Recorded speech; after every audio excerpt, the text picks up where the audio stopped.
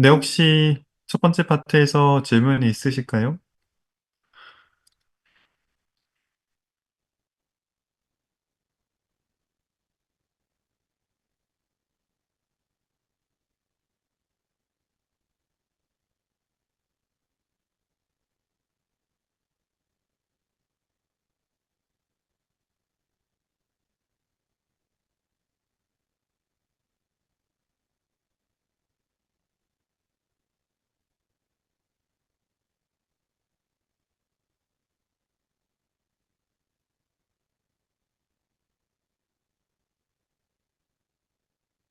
네, 없으면은 두 번째 파트로 넘어가도록 할게요.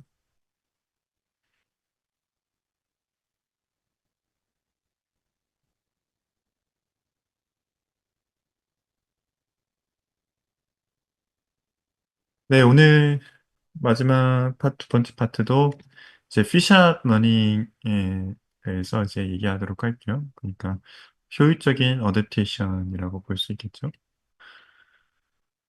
잠시만요. 음,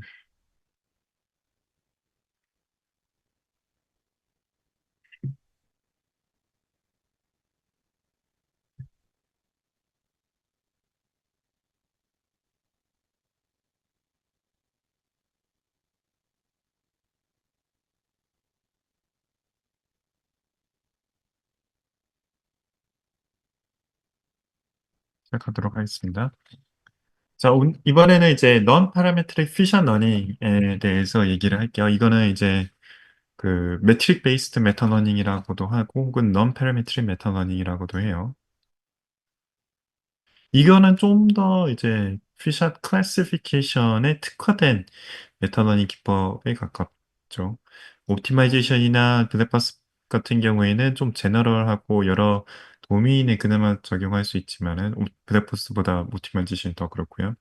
non parametric은 좀 더 클래시피케이션 쪽에 가까운 범위론 거기에만 특화돼서 사용될 수 있는.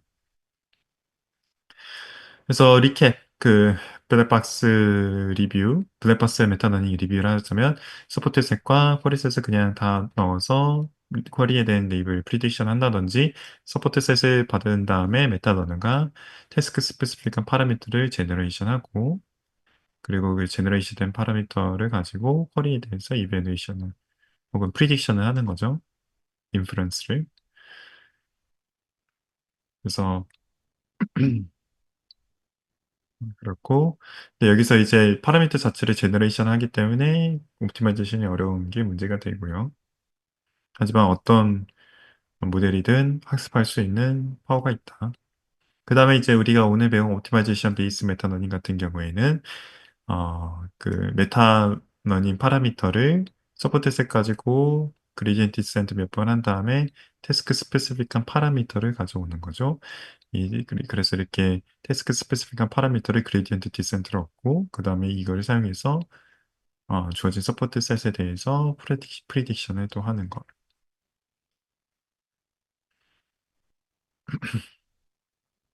그래서 옵티마이제이션이 두 개가 있는 거예요. 첫 번째는 태스크를 파인튜닝하는, 태스크에 대해서 파인튜닝하는 것. 두 번째는 메타러닝 메타 파라미터를 학습하는 것.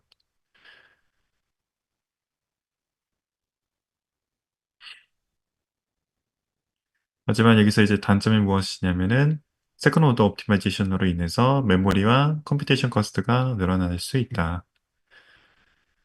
그래서 우리가 오늘을 또 오늘 얘기할 것은 세컨 오더 옵티마이제이션 말고 다른 방식으로 또 학습할 수 없을까? 그게 이제 오늘 non parametric 모델에 대해서 얘기할 거예요. 여태까지는 다 파라메트릭 모델이었는데 이제 non parametric 메타 모델을 얘기해 볼 거예요. non parametric 모델은 그러니까 데이터를 어떻게 서머라이즈 해가지고 그 데이터를 좀 저장해가지고 새로운 테스트 데이터와 이렇게 비교해서 이밸루에이션 한다 뭐 이런 거였죠.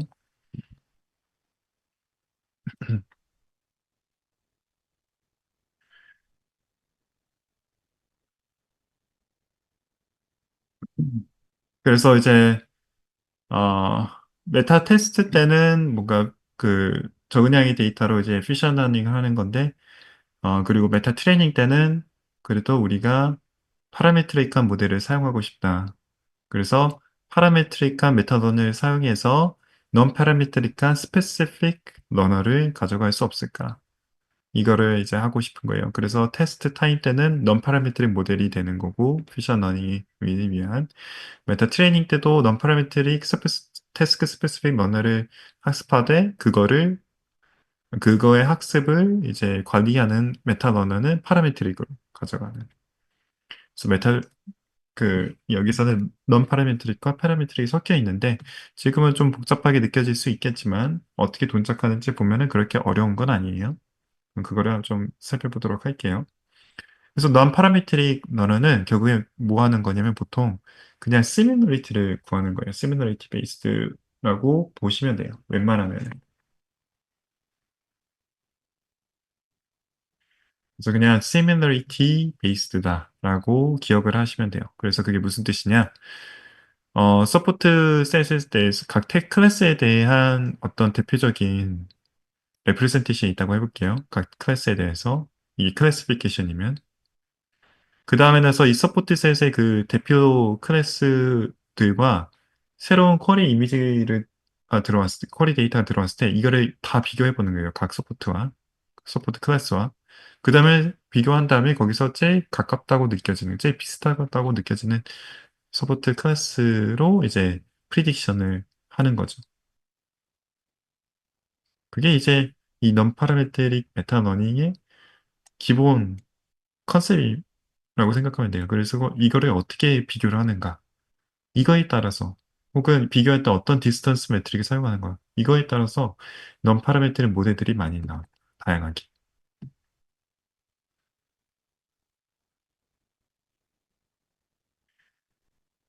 그래서 이제 뭐 어떤 디스턴스에서 하냐. 뭐 제일 간단한 게 L2 디스턴스인 픽셀 스페이스가 되겠는데 뭐 그냥 RGB 값을 이제 L2 디스턴스로 비교하는 것인데 그렇게 되면은 이렇게 브러한 이미지든 이렇게 노이지한 이미지든 둘 다 MEC 러스가 L2 디스턴스가 작게 나오거든요. 근데 왼쪽 이미지는 이게 좋은 이미지라고 말할 수 있을까? 이거를 같은 오브젝트를 볼 수 있을까? 이러한 이슈가 있죠. 그래서 그러면 L2 디스턴스인 픽셀 스페이스는 그렇게 좋은 예제는 아닌 것 같다. 그러면 어떤 디스턴스 매트릭을 사용하는데 이 디스턴스 매트릭을 학습하는 것이 이제 메타 러닝이다. 여기서 non parametric 메타 러닝은 이 디스턴스 매트릭을 배우는 것 그리고 어떤 스페이스에서 할 것인가. 좋은 인비딩 스페이스를 학습하는 것이 목표다.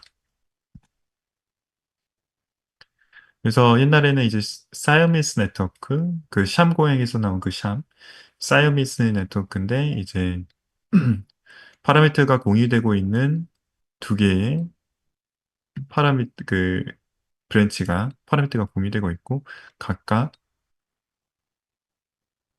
이미지 두 개를 비교를 해서 두 개가 비슷하거나 같은 컨셉이면 1, 아니면 0 이렇게 그냥 시미너리티를 학습하는 거예요. 그래서 같으면 1, 틀리면 0, 다르면 0. 틀린 게 아니라 다르면 0. 이런 식으로요. 그래서 그냥 뭐가 비슷하고 뭐가 다른지를 학습하는 거죠. 그리고 그 잘 구분할 수 있는 피처 인베딩 스페이스를 학습하는 것이 되겠어요. 그래서 메타 테스트 때는, 쿼리 이미지와 그 서포트 셋의 각 이미지를 이제 비교하는 방식이 되겠죠. 근데 이제 여기서 문제가 무엇이냐면은 테스트 타임 때는 바이너리 클래시피케이션. 그냥 두 개의 이미지가 똑같냐 안 똑같냐 혹은 비슷하냐 안 비슷하냐 이거고 근데 어, 메타 트레이닝 때는요. 근데 메타 테스트 때는 해당 쿼리 이미지가 그 주어진 서포트 클래스 중에서 어떤 거냐 N-웨이 클래시피케이션은 되는 거죠. N이 그 서포트 셋에서 클래스 개수일 때요. 그래서 메타 트레이닝 때와 메타 테스트 때 이제 뭔가 그 진행 과정이 다르다 보니까 여기서 갭이 생기고 이 갭으로 인해서 성능이 최적화되지 않을 가능성이 높거든요. 그래서 보통 우리는 성능이 최적화되려면은 트레이닝 때와 테스트 때 과정이나 그 진행 과정이 좀 똑같으면 좋겠다라는 게 있고요. 그것들을 하기 위한 여러 방법론들이 제시가 되었는데 혹시 여기까지 질문이 있으실까요?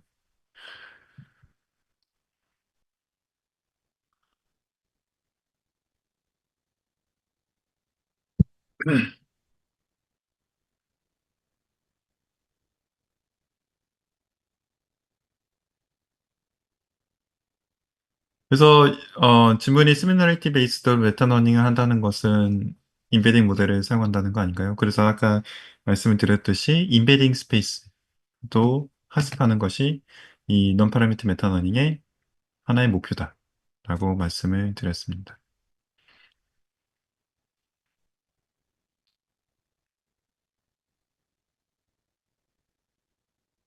다른 질문 있으실까요?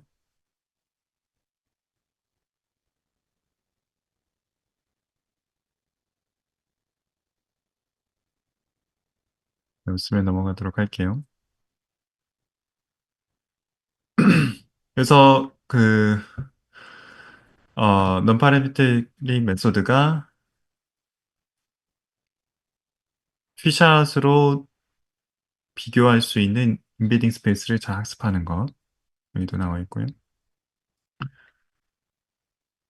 그리고 거기서 이제 결국엔 니어리스트 네이버를 하는 거랑 똑같죠? 우리 니어리스트 네이버 다 배우셨겠지만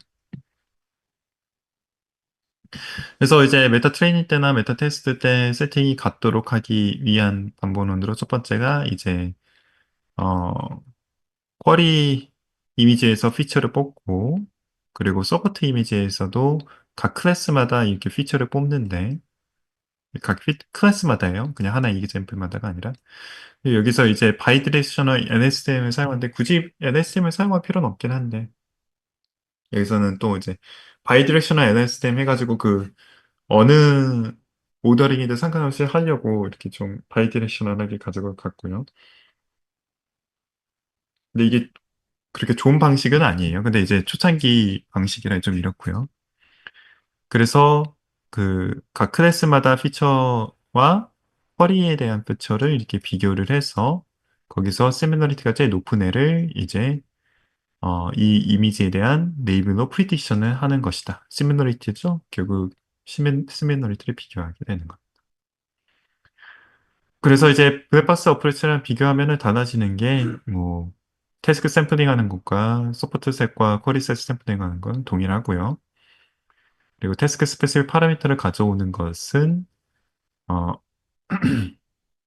다름이 아니라 그냥 주어진 어, 쿼리 테스트 인베딩, 쿼리 이미지 혹은 쿼리 데이터, 인풋 데이터의 인베딩과 서포트 셋에서의 인풋 인베딩을 비교를 한 다음에 그거를 이제 시미너리티를 웨이스로 가져가서 각 해당하는 서포트 셋의 네이버를 이제 웨이디드 썸을 해서 니어스트 네이버 하는 거예요, 결국에는.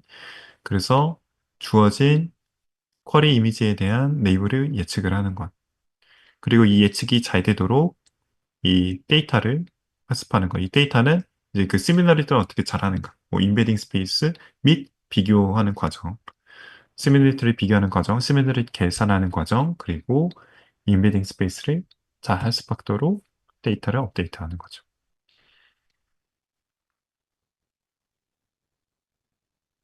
근데 여태까지는 이제 각 클래스마다 이샘플이 하나라고 가정을 했는데요. 근데 만약 이샘플이 개수가 각 클래스마다 하나 이상이면은 그럴 때는 그 클래스를 대표하는 인베딩을 배워야겠죠. 그래서 그 클래스를 대표하는 인베딩을 보통 프로토타입 혹은 프로토티피컬 인베딩이라고 합니다. 그래서 각 클래스마다 정보를 취합해서 그거를 이제 그 클래스를 대표하는 인베딩을 가져가는 거예요. 여기까지 혹시 질문 있으실까요?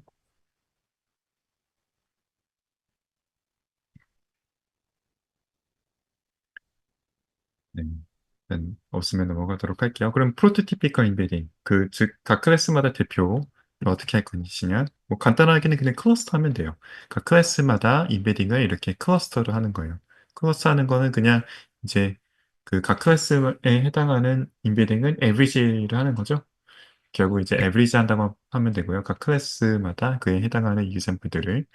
그래서 1은 그냥 이제 얘가 해당 클래스의 여기서 이제 n번째 클래스를 보는 거면은 그 n번째 클래스에 속하는 데이터냐 아니냐. 속하면 1, 속하지 않으면 0이 돼서 속하는 애들만 서메이션 하도록. 그리고 k는 즉 그 클래스마다 갖고 있는 데이터 개수, k샷. 뭐 5샷이면 k는 5가 되겠죠. 그 다음에 나서 새로운 쿼리 이미지가 들어왔을 때 이 쿼리 이미지가 각 프로토타입, 클래스의 대표하는 클러스터, 프로토타입과 similarity 혹은 distance를 비교를 해서 그 음,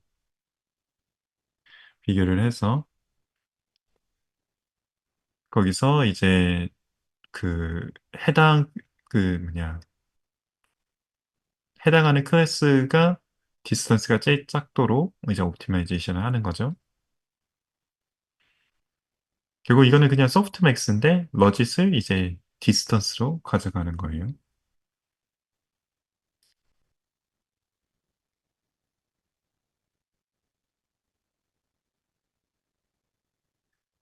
그래서 우리가 이제 사이언스 네트워크 제일 첫 번째 이유샘플 받아봤고 그다음에 매칭 네트워크 LSTM 사용해서 그리고 주로 많이 대표적으로 사용되는 프로토티프 네트워크 클러스터링을 해서 그 각 클래스마다 대표하는 인베딩을 가져가는 거죠.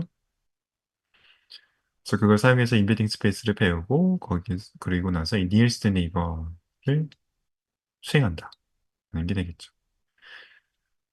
그래서 좀 더 이제 더 복잡한 리레이션십 인베딩 스페이스를 배우자 하면은 뭐 이 시뮬러리티를 어떻게 가져가냐 그게 이제 이슈가 되는 건데 뭐 리레이션 네트워크를 사용해도 되고 뭐 어텐션 네트워크를 사용해도 되고 그리고 이제 프로토타입을 좀 더 믹스처하게 가져가는 믹스처 오브 가우시안처럼요. 뭐 GNN을 사용해도 되고 그래프 뉴럴 네트워크를 사용해도 되고 트랜스포머를 사용해도 되는 거죠. 결국에는 이제 인베딩 스페이스를 어떻게 가져가냐. 그게 이제 키 이슈가 되는 거고요.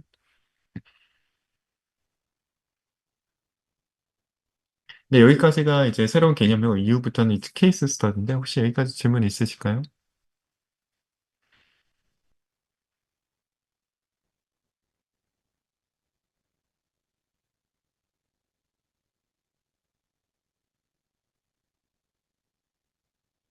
네, 없으면 넘어가도록 할게요. 이제 여기서 이제 케이스 스터디가 질문이 있네요.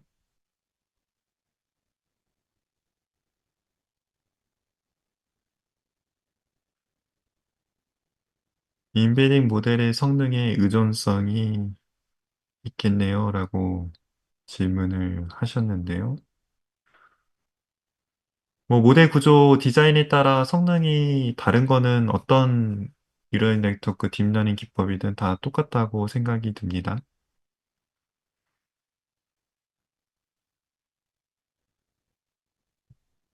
다른 질문 있으실까요?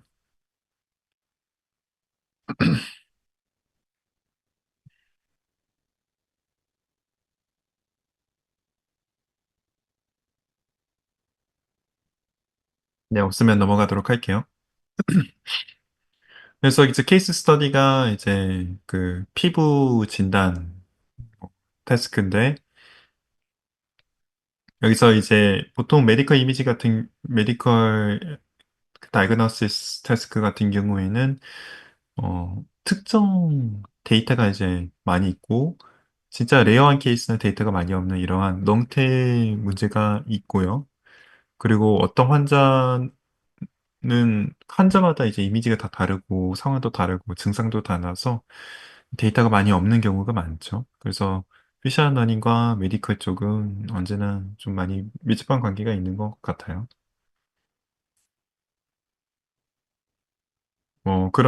그런 데서 이제 피셔 러닝이 많이 사용되고 메디컬 쪽에서도 이제 또 다른 거는 이제 피셔 러닝을 사용해서 퍼스널라이제이션도 할 수가 있는데요. 퍼스널라이즈드 에듀케이션이라고 해가지고 이제 각 학생마다 그 학생에 맞춰서 피드백을 주는 요즘 뭐 챗GPT 잘 돼가지고 이런 것도 더 많이 활성화되고 있는 것 같고요.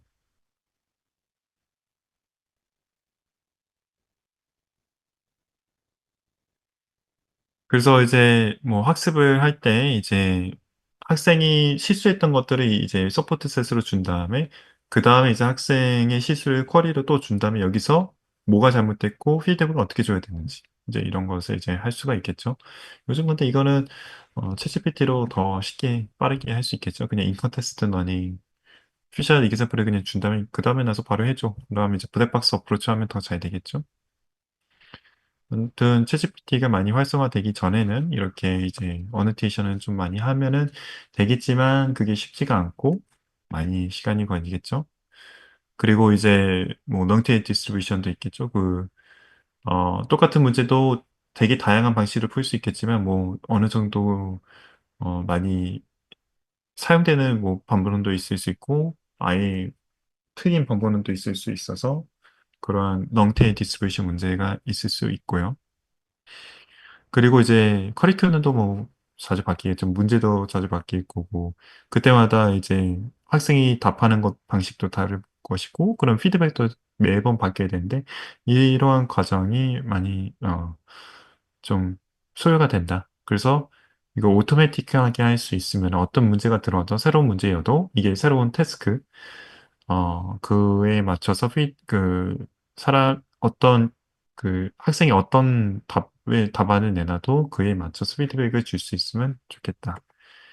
이게 되겠죠. 그래서 그거를 이제 메타러닝으로 이제 프레이밍을 한 다음에 바로 이제 메타러닝을 적용하면은 그게 이제 퍼스널라이즈드 에듀케이션이 될 수 있는 거죠. 그러니까 이제 문제를 어떻게 수집하고 그 문제를 데이터를 어떻게 수집하고 그 데이터를 수집한 다음에 그거를 정렬을 잘 해놔야 피샤 러닝이 가능하겠죠. 그러기 위해서는 이제 뭔가 평가 지표를 이렇게 만들어 놓고 이 평가 지표가 어떤 거에 따라서 이제 클래시피케이션을 하는 거죠. 이제 perfect면은 이제 첫 번째 클래스, incorrectly guessed, character to insert 뭐 그게 이제 두 번째 클래스 이런 식으로 이제 클래시피케이션을 할 수가 있겠고 여기서 이제 프로토타입을 사용하는 거죠. 이그젬플들 각 클래스마다 이그젬플들을 이렇게 모아서 그거를 대표하는 임베딩을 만드는 것. 그리고 이제 여기서는 이제 좀 코드하고 랭귀지 쪽이다 보니까 트랜스포머를 사용을 하고 이제 임베딩 그걸 가져오는 것을 이제 어떤 뭐 벌트 모델 옛날에는 이제 벌트 모델을 사용했지만은 요즘은 뭐 GPT나 뭐 다른 벌트 모델을 사용해도 되고 요즘도 뭐 인코딩만 하는 거면은 벌트 모델 꽤 사용하긴 하죠. 하지만 이거를 그냥 바로 적용하기에는 이제 문제가 있는데 어 이제 그거에 대해서 이제 하나하나 이제 살펴보자면은 이제 루브릭 그게 이제 바로 이제 클래시피케이션으로 가져가기는 좀 그렇고 이거를 좀 피드백이니까 피드백이 그냥 클래시피케이션보다는 좀 태스크를 이제 제너레이션 할 수 있으면 좋겠죠, 토큰을. 그래서 그 랭귀지에서 트레이닝 하듯이 이제 마스트 랭귀지 모델링 해 가지고 그 마스크 아웃 해 가지고 하는 태스크도 있고 그다음에 이제 컴파일레이션 태스크라는 것도 있는데 이것은 이제 컴파일이 된다 안 된다 이런 것을 이제 판단하는 것도 있고 이런 식으로 좀 더 이제 태스크를 더 세분하게 나누는 게 있죠. 여기서는 이제 어 특정 단어가 없을 때 미싱했을 때 그걸 채우는 그런 태스크 혹은 컴파일이 잘못됐으면 그거 컴파일이 잘못된 그거를 얘기하는 태스크. 아 이게 아직 텍스트가 있었군요. 네.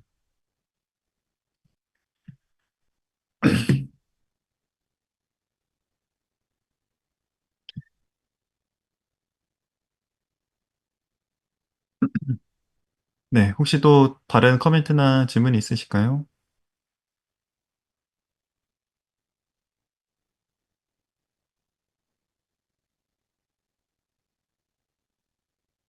그리고 이제 이거는 또 최근 챗GPT에서도 하는 건데 질문이 무엇인지를 서머라이즈 해 가지고 문제가 무엇인지 서머라이즈 해서 이렇게 컨텍스트를 주면은 좀 더 잘 된다. 챗GPT도 이제 기존에 했던 쿼리들을 다 서머라이즈 해 가지고 유저가 주는 프롬프트 앞단에다가 붙여서 트랜스포머에 넘겨주거든요. 뭐 유저 앞에서는 보이지 않지만은 챗GPT 내부에서는 그렇게 돌아가고 있어요. 그래서 이제 그 프로젝트 페이지를 만드는 게 도움이 되는 게 프로젝트 페이지 만든 다음에 그 대화 기록을 남겨두면은 그 우리가 이제 챗GPT가 우리가 원하는 대답을 할 수 있도록 여러 프롬프트를 하잖아요. 그 프롬프트들을 이제 계속 기억을 할 수 있도록 서머라이제이션에서 임베딩 넘겨주죠. 근데 그게 아니라 매번 채팅을 새로 열면은 그 작업을 반복을 해야 우리가 원하는 대답이 나오는 거죠. 뭐 그런 것처럼 이렇게 컨텍스트 임베딩을 이렇게 또 주면은 성능이 더 올라간다. 그리고 이제 그 랭귀지 쪽에서 셀프 슈퍼바이즈드 러닝을 하는 것처럼 뭐 프리 트레이닝을 하면은 도움이 많이 된다. 자, 이렇게 뭔가 메타 러닝하고 관련된 게 아니면은 뭐 자세하게 알 필요는 없고, 아, 이런 식으로 뭔가 바로 적용하면 안 되지만은 어떤 트릭을 하면은 도움이 된다. 이렇게 정도만 알고 있으면 되지. 또 그거를 또 시험에 의해서 외우실 필요는 없습니다. 그 시험에서는 그냥 그 이론적 케이스 스터디 는 너무 자세하게 물어보지는 않을 거고요. 그냥 뭐 어떤 케이스 스타일 적용이 가능하다. 하지만 근데 전반적으로는 메타던이 이론 쪽에 더 집중해서 어, 중간고사와 기말고사 문제가 나갈 거예요. 네, 그래서 뭐 트랜스포머 구조를 이렇게 가져갔다는데 이거는 뭐 기존의 트랜스포머 구조랑 비슷하고 마지막에 그냥 코드 임베딩을 이렇게 하나의 프로토타입 임베딩으로 서머라이제이션 한다. 이게 이제 non 파라메트릭 모델의 기본적인 개념이다. 이렇게만 이해하시면 될 것 같습니다.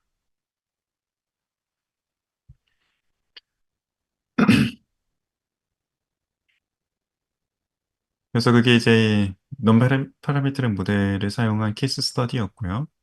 그래서 다시 한번 좀 정리를 해보자면 블랙박스 같은 경우에는 서포트 셋을 다 넣어서 그냥 이 서포트 셋을 주어진 서포트 셋의 태스크의 스페시픽한 파라미터를 제너레이션을 하거나 아니면 쿼리 셋과 같이 넣어서 그냥 한 번에 레이어를 프리딕션 하는 블랙박스 형식이 있었고, 그래서 그냥 이 베타 러닝 모델 안에 그냥 다 서포트 셋과 쿼리 셋 그냥 다 때려 넣는 것을 볼 수가 있죠. 오티마이제이션 베이스드 같은 경우에는 태스크 스페시픽 파라미터를 얻기 위해서 오티마이제이션 방식을 취한다. MAML 같은 경우에는 데이터를 러너블하게 가져간다. 즉, 이니셔라이제이션을 러너블하게 가져간다. 좋은 이니셔라이제이션을 찾는 것을 목표로 한다. 근데 이건 MAML이고 오티마이제이션 베이스드에서는 다양한 다른 방법들이 있다. 예를 들어서 러닝 레이트를 각 태스크마다 특화돼서 가져간다든지 제너레이션에서요. 뭐 사실 러스 펑션도 태스크마다 다르게 가져갈 수가 있어요. 근데 뭐 그거는 좀 복잡한 얘기니까 넘어가도록 하고요.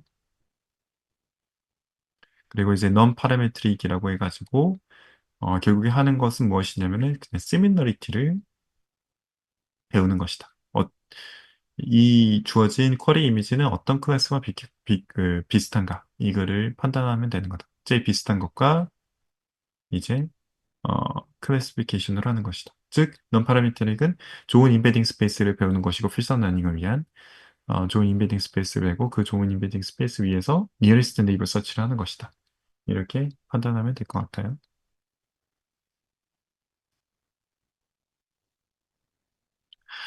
그래서 굳이 뭐 오티마이제이션이면 무조건 오티마이제이션, non parametric이면 non parametric 이렇게 할 필요는 없고 약간 좀 여러 가지 섞을 수가 있는데 뭐 예를 들어서 파라미터 제너레이션, 블랙박스 어프로치와 MAML 방식 이렇게 섞어서 하는 것도 있어요.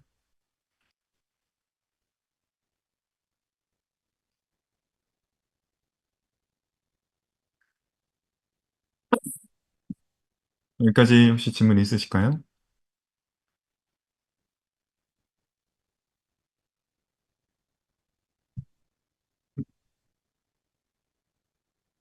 그래서 이제 또, 이 세 가지 방법론들을 비교하기 위해서 이스프레소 파워 관점에서 바라보자면, 즉, 이스프레소 파워는 무엇이냐? 얼마나 다양한 학습 방법론들을 배울 수 있는 것인가? 왜 이게 중요한 것인가? 여러 어플리케이션에 적용이 가능하냐 안 하냐. 보통 MEML 혹은 옵티마이제이션 베이스가 여러 도메인에 적용하기가 더 수월하다. 이게 되겠고요.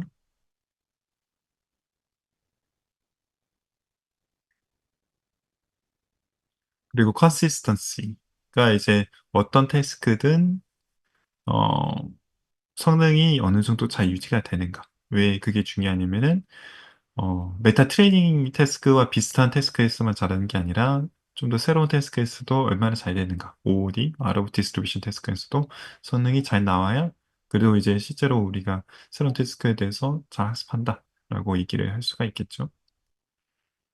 실제로 우리가 학습 때 보지 못했던 태스크에 대해서도 잘해야 뭔가 제너럴라이제이션이 잘 된다. 퓨전 러닝이 잘 된다라고 얘기할 수가 있겠죠. 그래서 그걸 정리를 하자면은 블랙박스 같은 경우에는 익스프레스 파워는 좋지만 컨시스턴트하지 않다. 뭔가 메타 트레이닝 태스크 디스트리뷰션에 오버피팅 되는 것도 있고 스케일러빌리티가 좀 이슈가 있죠. 그리고 어느 다양한 어플리케이션에 적용이 가능하지만은 데이터가 많이 필요해서 퓨전 러닝에 좀 적합하지 않다. 그리고 옵티마이제이션이 어려워진다. 왜냐하면 파라미터를 제너레이션 하거나 너무 레귤러라이제이션 없이 한꺼번에 모든 걸 다 하려고 하기 때문에 또 힘들 수가 있겠죠. 그다음에 이제 옵티마이제이션 베이스드 같은 경우에는 어 이제 옵티마이제이션을 통해서 태스크 스페시픽 파라미터를 얻는 것이다. 메타러닝 파라미터에서 태스크 스페시픽을 가는 건 그레디언트 디센트로 한다. 그리고 네트워크 구조가 복잡하면은 어떤 러닝 학습 알고리즘이든 배울 수가 있다. 그리고 이 인덕티브 바이어스를 통해서 레귤러라이제이션 효과를 얻어서 오버비팅을 좀 방지를 하고요. 그래서 뭐 휘샷, 그 K샷, 그 이그샘플 개수가 크든, 뭐, 다양하게 바뀌든, 어느 정도 해결이 가능하고, 모델 어그노스틱해서 여러 도메인에 적용이 가능하다. 하지만, 세컨 오더 옵티마이제이션이어서 컴퓨테이션과 메모리 커스트가 좀 크다. 세컨 오더 옵티마이제이션이 들어가 있었어요. 그래서, non parametric 같은 경우에는, 뭐, 분명히 또 이제 여기서 아키텍처가 좋을수록 뭐, 익스프레스 파워가 있다. 그리고 이제 뭐 빠르다, 오티마이제이션이 쉽다. 왜냐면 그냥 시미러리티 베이스드니까요. 하지만 이제 K 개수가 이제 변하면은 힘들고, 그리고 K가 너무 크면은 또 스케일러빌리티 이슈가 있고, 그리고 아까 제가 말씀드렸듯이 클래시피케이션에 좀 한정적인 이슈가 있다. 왜냐면 그 약간 시미러리티 비교하는 거잖아요. 비교가 그 과정이 들어가 있어서 뭐 리그레션 이런 데 적용하기 좀 어려운 부분이 있습니다.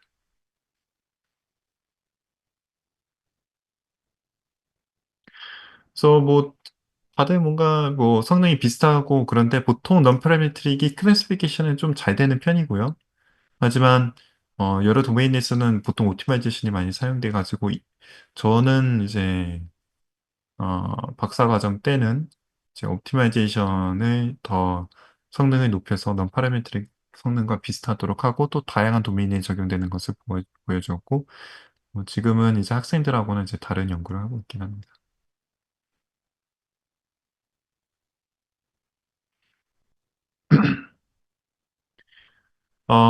그래서 뭐 uncertainty awareness는 또 이제 뭐 새로운 태스크를 배울 때 우리가 잘 모르는 거가 있으면 그거를 좀 알려줘야 되는데 그냥 그거 알려주지 않고 지멋대로 이제 인프루언스 하는 경우가 있는데 예를 들어서 자율주행차가 음, 기후가 좋을 때만 이제 뭐 날씨가 좋을 때만 학습을 하고 그다음에 이제 비 오는데 눈 오는데 한 번도 안 봤던 상황인데도 그냥 뭐 대충 이런 것 같은데 하면서 자기 멋대로 이제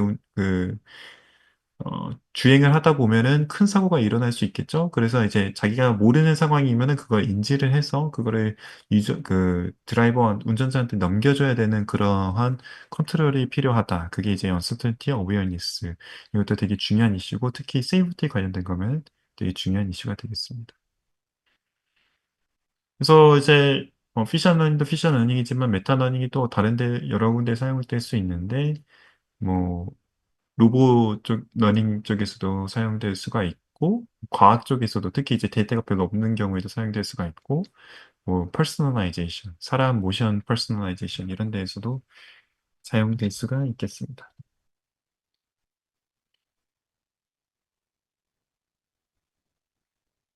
혹시 여기까지 질문이 있으실까요?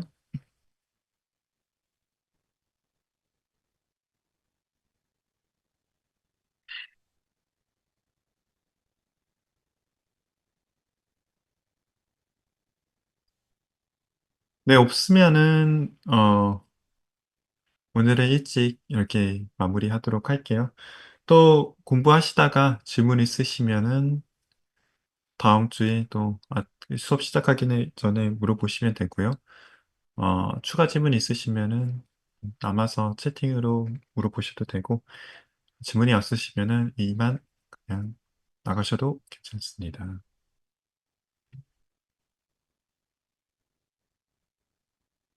네, 고생하셨습니다. 질문이 있으신데,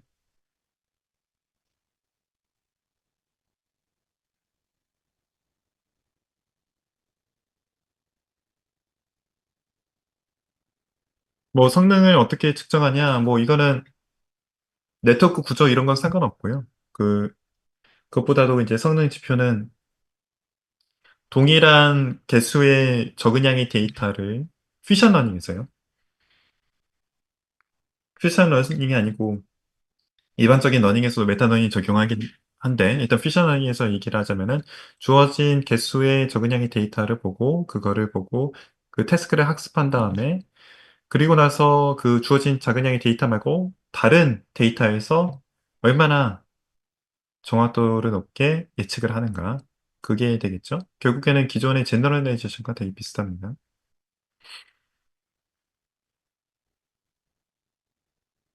네. 또 다른 질문 있으실까요? 네, 감사합니다. 질문 없으시면은 나가셔도 괜찮습니다. 질문 있으실지 해서 좀 더 남아 있도록 할게요.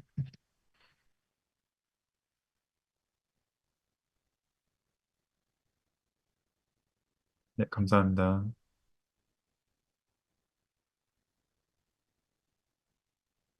감사합니다.